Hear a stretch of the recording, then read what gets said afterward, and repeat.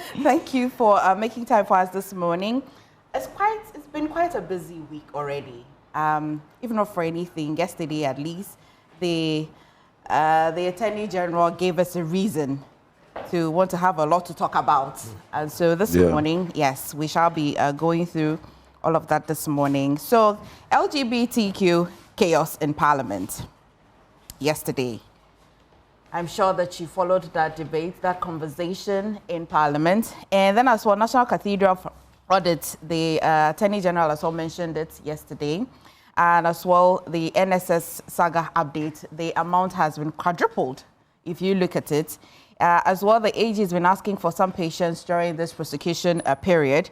He as well has been reminding us that he's not cutting deals. And as well, another big fallout from the AG's presser yesterday was Hanan's allegation, and with Hanan himself as well, responding that the facts of the matter do not reflect the true facts as per his story. And so we'll get into that. But let's start with the LGBT chaos in Parliament. Good morning, gentlemen. I will start with you, Nanayao, because... Well, first of all, let me know if it has your attention and what about it has your attention. Thank you very much, Emeka. Good morning to my senior colleagues. And thank you to your production team. Emeka, when it comes to LGBTQ, I am very much biased on the subject because of my religious background. As a Christian, and also because my dad was a traditional leader in the Esumja traditional area. He was the Nifahini of the Esumja Traditional Council. And I also grew up in a Muslim community way back in Tamale. So I am very much biased when it comes to issues of gayism and all of that. And I also, growing up in my primary school, they taught us some book readings called the Courtesy for Boys and Girls and the life skills in our very basic schools. However, it's an interesting subject, and it is one subject anytime it comes up, then I read and see a lot of political hypocrisy in our dispensation. And why do I say this? This matter could have been dealt with many months ago, especially when Parliament had passed the bill. If we would want to say that Parliament did rush in passing the bill, and for that matter, there is a need for us to look into it, that is another issue to be dealt with. But when we just want to say that let us push it because we think it's the right and it's still being delayed, and that is political hypocrisy. This bill was passed by the 8th Parliament, if I am right. It had a lot of ample time for the President then to have ascended his signature on it. Now, you would understand that following the history of it, a part of this bill was taken to court, and a part of it was held at the office of the President with the excuse that this bill was in court. Not being a lawyer, just an ordinary Ghanaian citizen who doesn't want to just be a citizen by being a spectator, but also just be an active citizen.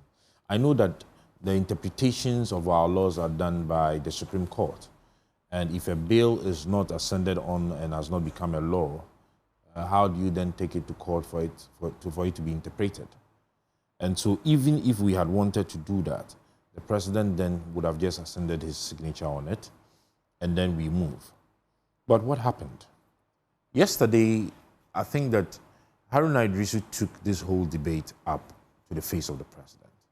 And I think that is something that Ghanaians, we would have to understand. That is where I call the political hypocrisy. The minority is aware that there was a breach in our Constitution. And they blinded their eyes to it. And they come back, and when the whole bill is now going through a process, we want to say that we didn't know. What breach was this? And then he quoted it. What breach was this? And so I brought the Constitution here today.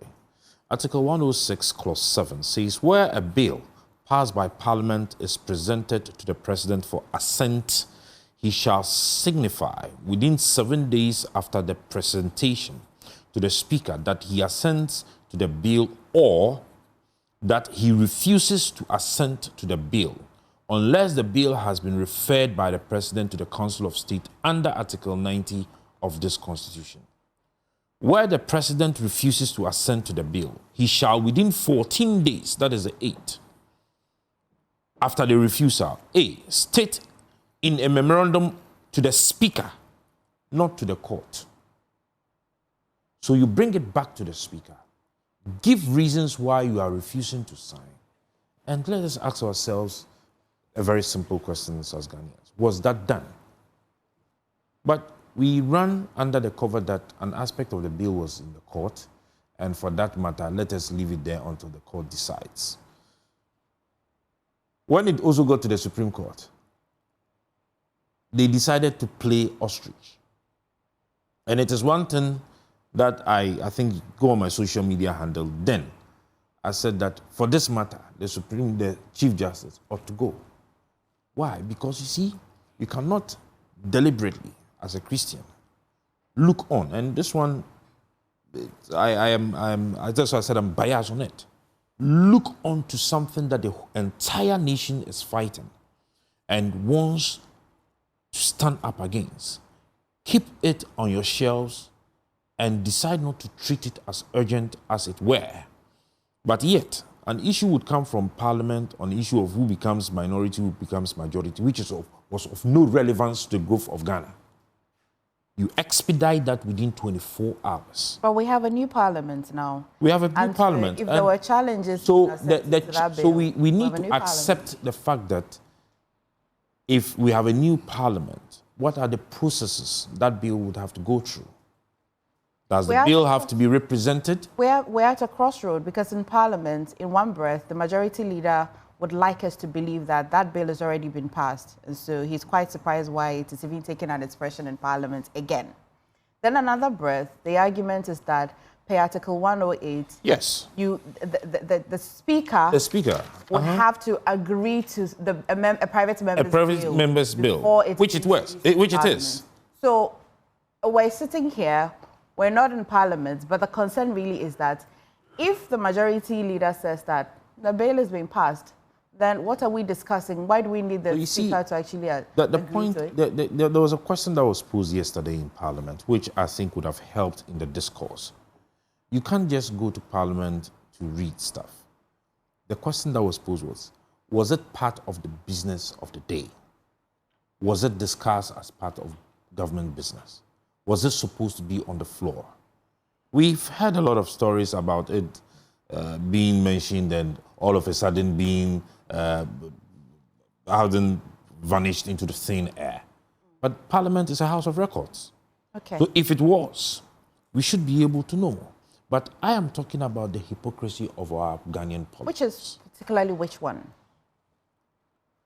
Which is the bridge I read to you.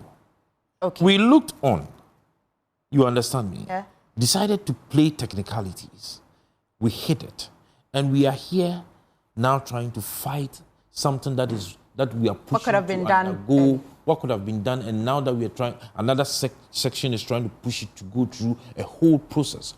I have always been for the school of thought that, listen, this whole bill, if it has to start afresh, if they are telling us that they cannot present what we had as a bill to the president for him to sign, if it can't go through another reading in Parliament for it to go through the system again, and we have to start it afresh, we ought to be able to find sponsors for this bill to go through. We have sponsors already, do we not? But let me go to Dr. Zaato. Dr. Zaato, are you for, so there are two schools of thoughts here, that the bill has already been passed.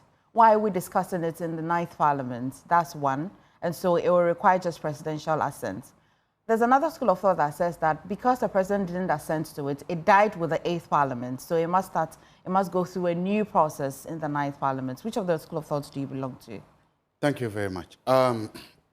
First, just a small thing about let's say, the whole concept of LGBTQ. I believe, sincerely, and my conviction is that that thing is not about human rights. LGBTQ, or whatever you call it, has absolutely nothing to do with human rights. It has everything to do with what? Values. Values and different cultural values. In this case, a purported attempt by so-called people with so-called superior Western values to impose them on poorer countries using aid, trade, and generic foreign policy as powerful levers. Not about human rights. It has absolutely nothing to do with human rights. And that is the problem with it. That's why we are here where we are. That some people sit somewhere, think that they are superior, they are this thing, and that let's use trade, let's use our foreign policy, let's use sanctions, let's use the IMF, the World Bank, the Bretton Woods as vehicles, as drivers of our policies, and then impose them on other people. That is why I don't know what I hope I don't ever get to say this again. I agree with Donald Trump very well when he said that he believes, and he said, hold that, one man and woman, they were created man and woman. And he will say to say, I believe the same thing too. That anything you are doing is a matter of choice. It's a matter of choice, not about human rights. You were not born that way, you don't live that way. If you're born that way, you don't need a surgeon to make you that way. The God is the great surgeon in the world. He created that way. That's your problem. First about that. Two, Nana Addo Akufo-Addo was wrong when he did not sign this into power. He was wrong. And this, by not signing this into power, this thing, it also contributed to the massive loss of the NPP in the last elections. He was wrong. He had no business not signing this. There are two things. You are a president, the thing has come. You identify that there are constitutional challenges. You do your part. You sign it. I sat somewhere on some other media and I said, look, if I was the president, I'll hold a huge grand debate at the south wing of the Jubilee House. I'll call all the National House of Chiefs, all the big chiefs in Accra. It will be big music, big food, everything. I will sign the grand debate and let it go. Let it go to court. Whatever the judiciary says, not more my problem. He was wrong. And as I said, it contributed to the loss. I mean, the Ghana Catholic Bishops' Conference and all these organizations came, they begged, they pleaded, he didn't listen. He was wrong in doing that 8 courses. But the question then is, why did he do that? As a student, I consider and say, he had a reason. It's not justified. I'm not saying it's justified. Again, I want you to understand my analysis. He had a reason. Because at that time, Ghana was negotiating with the World Bank and the IMF. At that time, Joe Biden was the president of the United States. And they didn't even hide it. There was a full statement from the State Department saying that if Ghana goes along with this thing, there will be serious repercussions, financial repercussions. Why didn't you just tell the Ghanaian people that, listen, I'd love to sign this, but because of the obvious challenge, Politics. I won't sign politics. it. Politics. Called politics. It's politics. It's international issues, it's politics, it's diplomacy, it's this thing. He didn't. So I'm saying he had an excuse. I'm not saying it's justified. I don't want anybody to say I'm justifying his stand. No, I already told you he was wrong. But that was it because it is true. Everybody can verify. Ghana was negotiating with the IMF for relief. It's like you are a patient, you are sick there, you need blood transfusion. That is why you even realize that people who are, because of religious reasons in Ghana, if you... They take blood infusion. Because Ghana needed that. Nobody did. So he could say that was his reason. He could make that. I'm not justifying that. It didn't happen.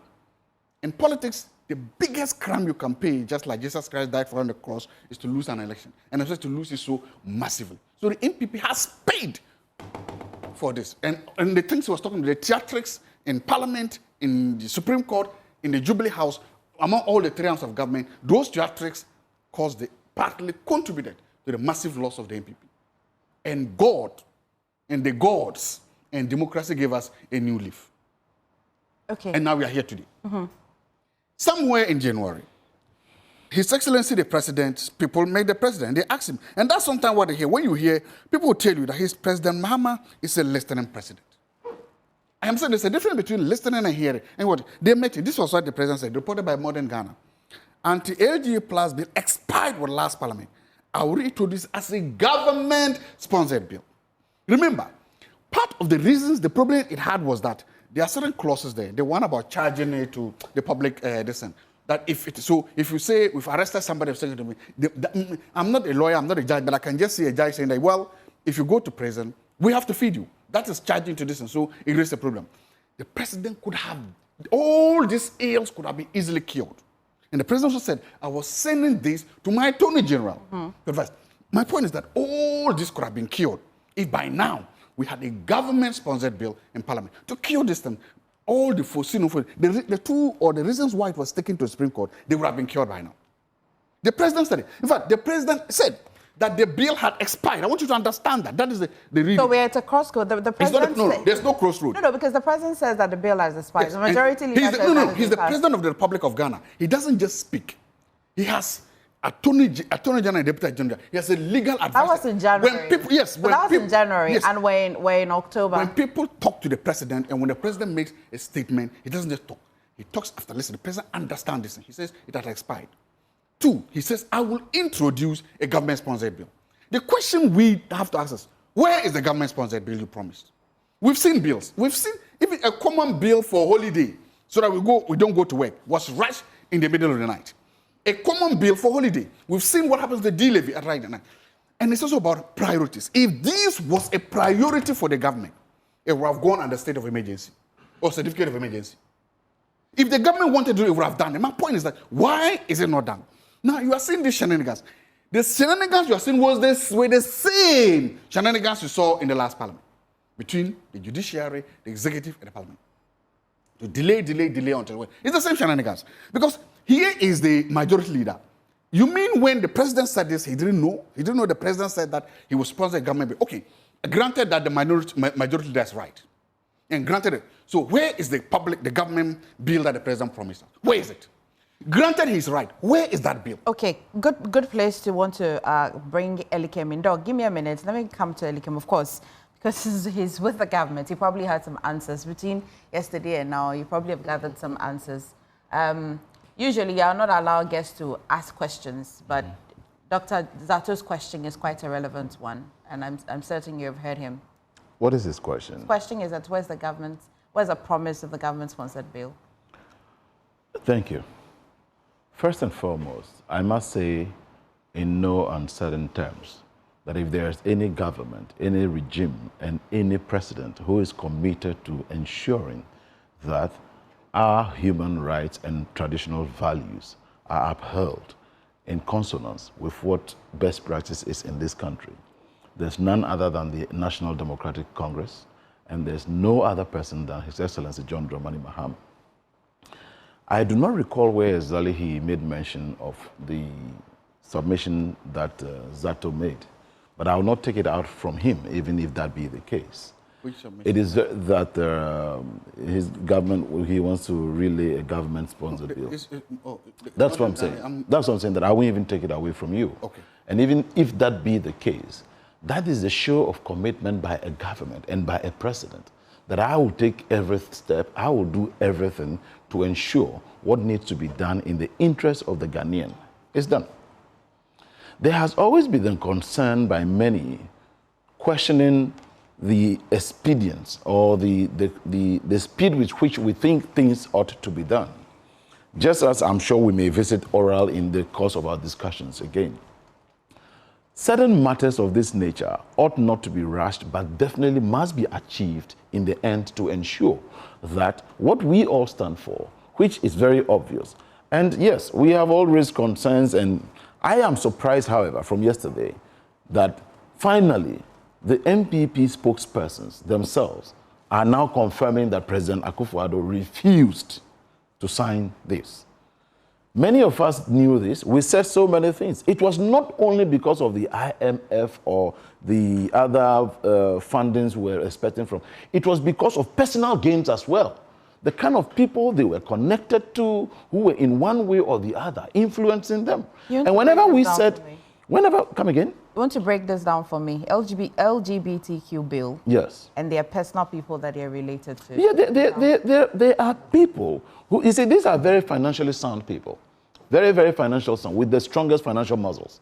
And if you do not have that strong will, you will be compelled to kowtow to what they want to have. Or what to will have be their business with the bill? What will be their? Generally.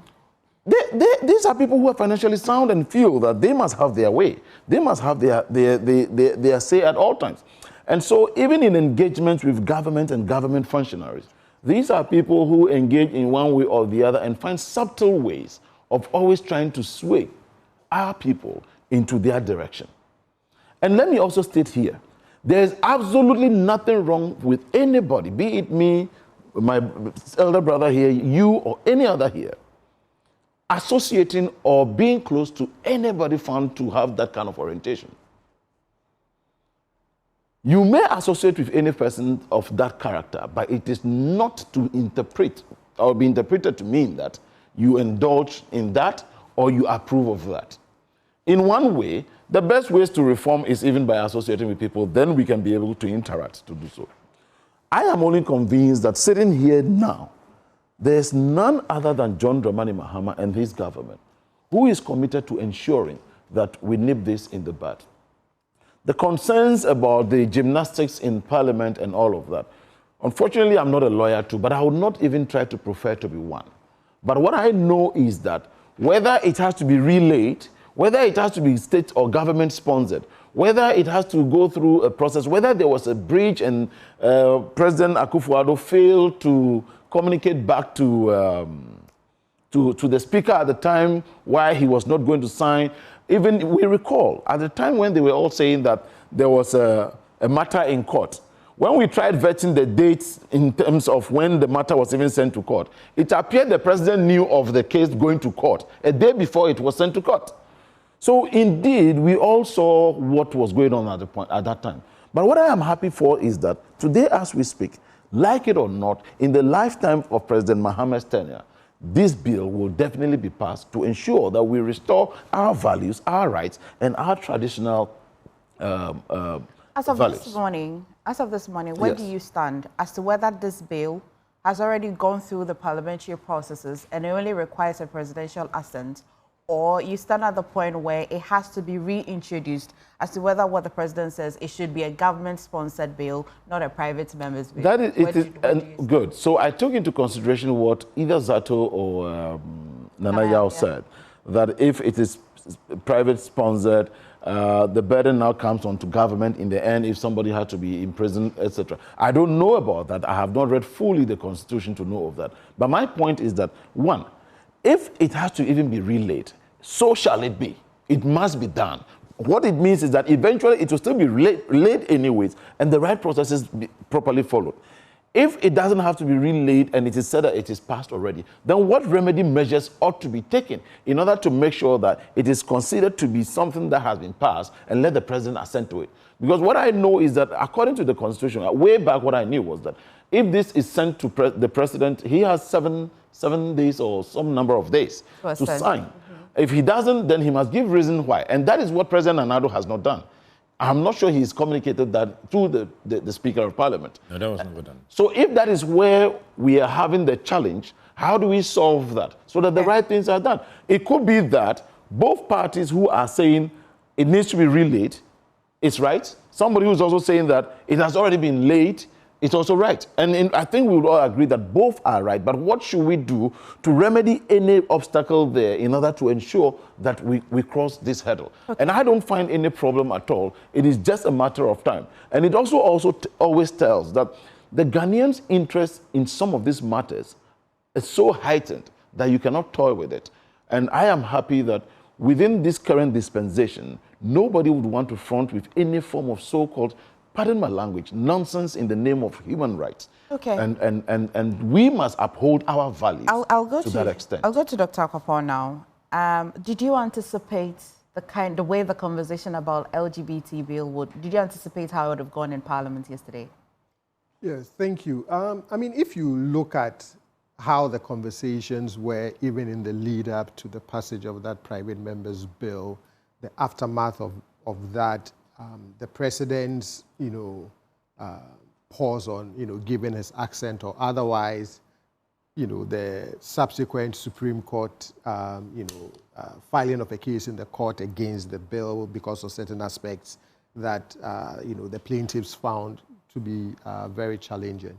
And if you think to the election rhetoric around those issues, even when the two main candidates of our two main political parties had made it very clear their positions were, I recall seeing some political ads accusing them of being in support of this. So within that context, I'm not surprised that the conversation would turn out the way it is turning out, or it turned out yesterday. But at the end of the day, as Elikem said, whether the bill has expired and needs to be reintroduced, or whether it has already been passed and it's just a simple matter of taking it to the president, the policy question still remains, which is if Ghana as a country believes that this is something that needs a policy response in terms of legislation to outlaw it, ensure that whatever Ghana chooses or however they choose to deal with it, whether expired or not, that question still remains: what to do? What does the country want to do? And if it is the considered opinion, for example, of the president that we have to treat this as a government-sponsored legislation, then you would have to wait for that government-sponsored legislation to come to Parliament and see it through. Okay. Dr. Zaato, I saw that you wanted to respond. Just 30 seconds on that. Okay. No, I could learn and I'll go first. Okay. No, I just want to say that even, see, with this whole brouhaha over the bill, okay, I think that if President Mahama wants to take it up, I believe, I do not know specifically where in the Constitution, but I believe that the Constitution would have made provisions for him to be able to make some proposal changes, or propose some changes through the Attorney General for it to be inputted into the bill, as it were, go back to Parliament for us to read it, if he thinks. But as it stands, I think that the general consensus of Ghanaians is that we do not want to have this in our country. And this is not just a political talk. This goes everywhere, from our churches to our mosques to our shrines to the streets of Ghana. Nobody wants to have that thing here. Okay. If it's against our orientation, that is what it is. And I've stated that if from the West they want us to practice this here, I mean, you don't want to marry 2. You don't want to marry 3. My tradition allows me to do so. Zaato. Who doesn't want to marry 2? Elikem. So my tradition allows me. Did he tell you that? Your submission took a quick detour. Yeah. That I didn't No. He's referring to the West failure to appreciate the African orientation. Okay. You understand me? Okay. You have an issue with our orientation and our traditions, and you want us to accept some things that you have decided to adapt out of frustration and depression. And, just a quick one. In fact, this is just the best time for the whole of Africa to embrace, to unite, to repel this whole nonsense. Pardon my French consistently on this, because even the current American president has virtually rolled back all the so-called rights of these abnormal human beings who are calling these things rights, even from their passports and whatever in America. And so every African president is now even more empowered to actually ensure that we see this out of our country. Thank you. For students of international relations watching, there's something here you must understand. It was the late Professor Mills, may his soul continue to rest in perfect peace, who said, keep your gay money. I don't want your gay money. Yeah. What is it? The international relations sometimes they will call sticks and carrots, whether you like it or not. And dominant, powerful Western governments use mainly the Bretton Woods. Here, IMF, World Bank. They don't only just give you a check. They also give you a package of values, a package of ideas to do. So we call that soft power, and they tell you. So you are seeing part of that. Donald Trump has done the President Mahama one of the greatest good he has to do. He should take it and run with it. Because see, something is going to happen very soon, by next year. They will start looking for succession. Remember, Democrats are going to begin to go to elect a leader. Now they don't have a leader. Republicans will start looking at running for congressional races. And then you are going to see this thing surging again. So President Mahama has a good window of opportunity. Grab it, Mr. President. Please take hold of it. Go with a public bill. Because if you still go with this, no matter what, if you go with the private members, especially now that people have informed you that these are the likely constitutional challenges. If you still go with a private members bill and it is struck down by the Supreme Court, people will blame you. Because they tell you should have known. So my point is that just cure all this ill.